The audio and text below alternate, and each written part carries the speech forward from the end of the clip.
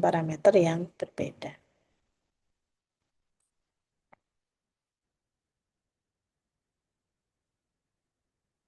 Nah, di sini ada berbagai macam behavior typical atau sifat atau tipe dari kelakuan atau fenomena di dalam evolutionary algorithm, di mana digambarkan dengan satu dimensi fitness landscape, ya.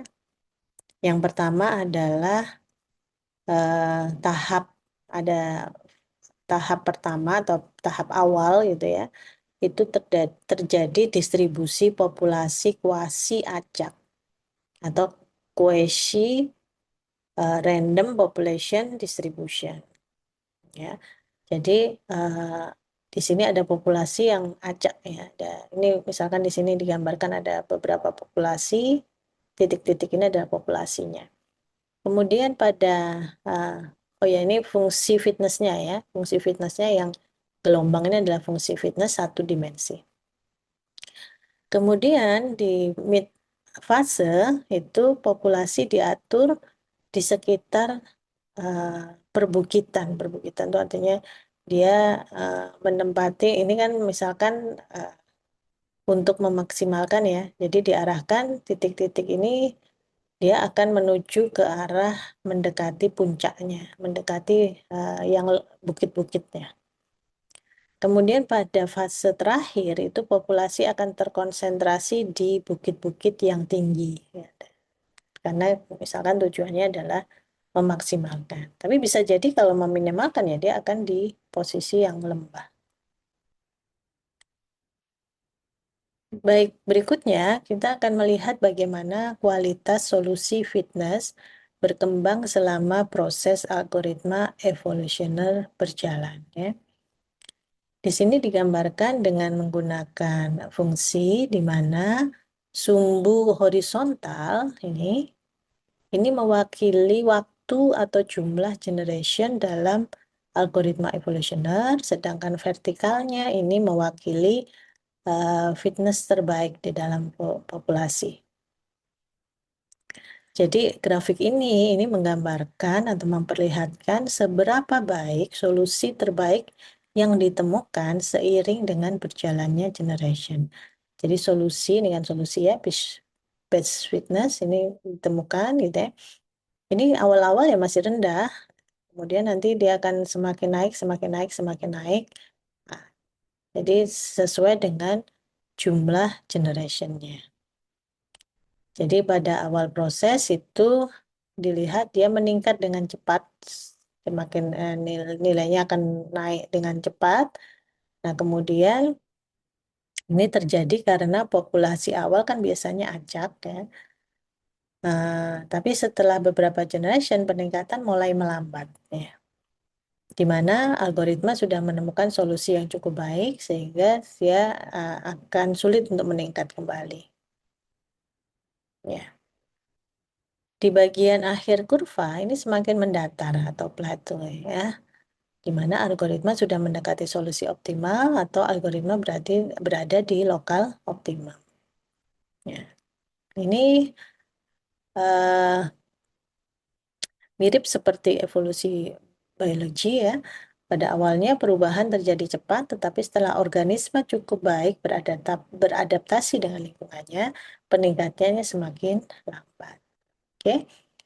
Proses khas dari evolutionary algorithm ini menunjukkan apa yang disebut dengan anytime behavior.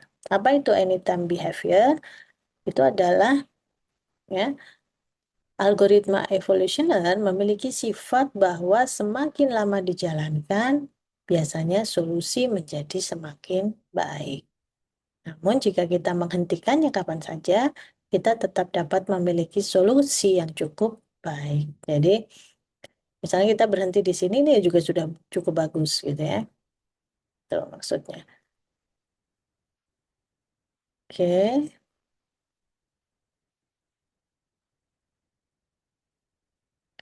Nah, sekarang kita lihat di sini yang berikutnya adalah kita akan membahas apakah menjalankan algoritma evolusioner lebih lama selalu memberikan manfaat. Jadi kita ingin membandingkan antara kalau kita tadi di atas anytime behavior kan, jadi kita berhenti pun sebenarnya juga sudah bagus, ya, karena dia plateau kan gitu ya. Nah, sekarang kita lihat apakah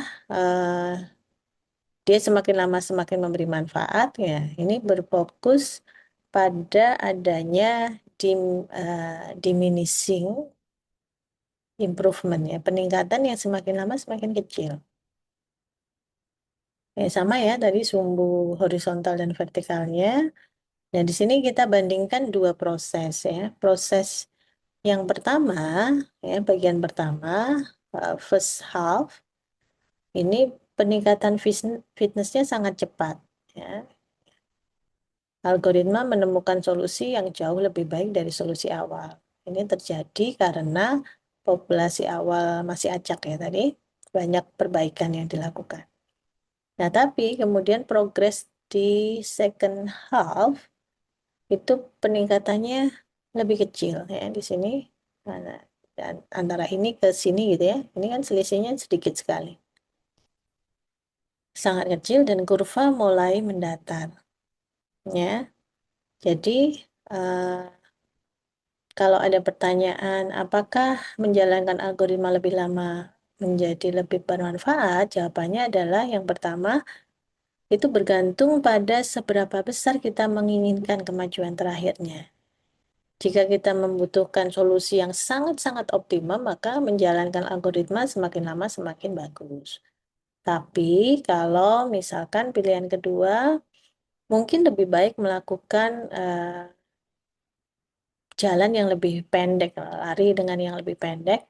Itu artinya seringkali lebih efektif kita menjalankan beberapa putaran saja yang pendek dengan populasi yang berbeda daripada satu putaran lari yang sangat panjang.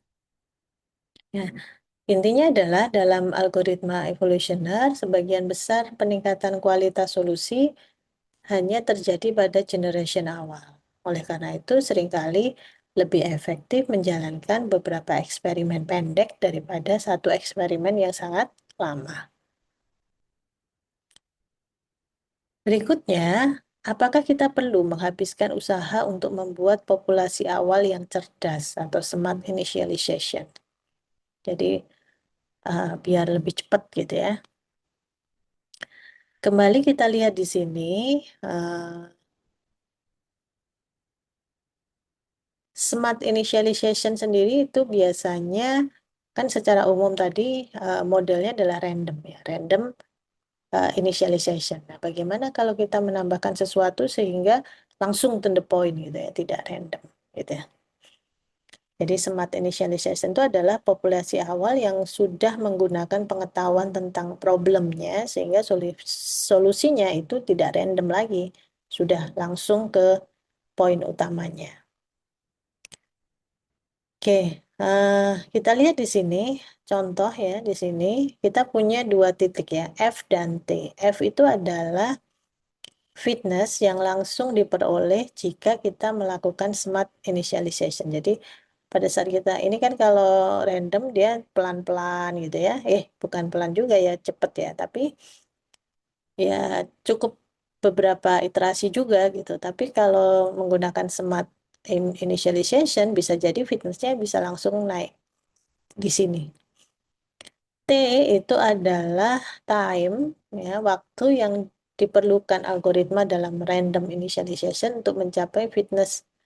Jadi eh, kalau untuk mencapai di sini kita butuh T waktu kalau pakai random biasa gitu ya. Nah, jadi smart initialization ini itu adalah dapat mempercepat proses untuk mencari solusi. Jadi kita nggak butuh T waktu, tapi satu kali waktu dia sudah nyampe di sini. Ya. Nah, kita butuh nggak ya gitu ya? Nah, ini tergantung jawabannya ya, tergantung pada yang pertama mungkin bermanfaat jika ada solusi awal yang baik. Nah, jadi kalau kita memiliki teknik-teknik heuristik, pengetahuan domain, solusi awal yang bagus ya, maka smart initialization bisa mempercepat konvergensi. Tetapi jelas itu juga akan ada biaya tambahan ya, membutuhkan waktu dan perancangan metode khusus gitu ya. Nah,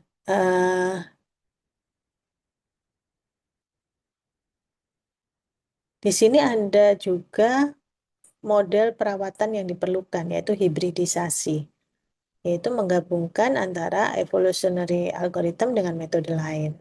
Nah, dengan metode hybrid gitu ya, hybridization. Misalnya heuristik dengan local search gitu ya. Nah, kesimpulannya adalah smart initialisasi ini dapat mempercepat pencarian solusi, tetapi manfaatnya bergantung pada apakah kita memiliki metode yang efektif untuk menghasilkan solusi yang baik.